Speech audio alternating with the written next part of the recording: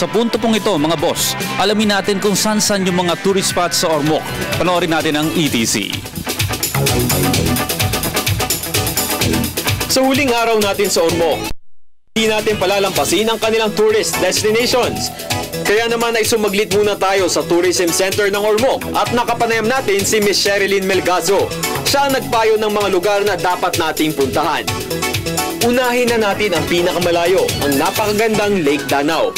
Ang lawa ng Danau sa Ormoc, Leyte ay hugis gitara at ito ay may lawak na 148 hectares. Ito ay may volcanic origin, kaya naman sa paligid nito ay may mga geothermal plants na ating tutuklasin mamaya. Pwede ka rin naman magkayak sa may Lake Danau. Sa likuran ko mga boss, makikita nyo ang mga floating restaurants dito mismo sa Lake Danau. Siyempre pwede kayong kumain dyan at lilibutin nyo yung Lake Danau.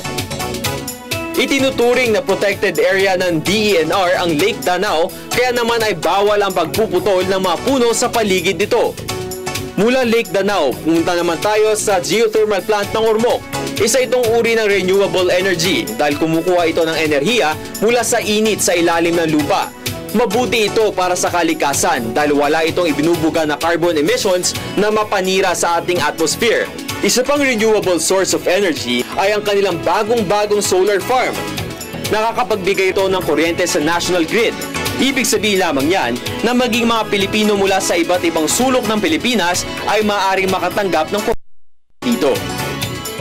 Napakalinis ng dagat dito, kaya naman maging ang mga bata ay makikita mong nag-e-enjoy sa kanilang paglalangoy. Mayroon ding Superdome ang Ormoc kung saan idinadaos ang mga malalaking mga concerts at mga programa. Huwag na huwag din palalampasin ang Centennial Monument para sa inyong mga selfies. Bisitahin nyo rin ang Old City Hall kung saan makikita rin ang isang monumento ni Dr. Jose Rizal.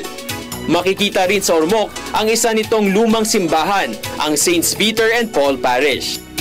At para naman sa lahat na magustong mag-food trip, perfect spot ang food park na ito.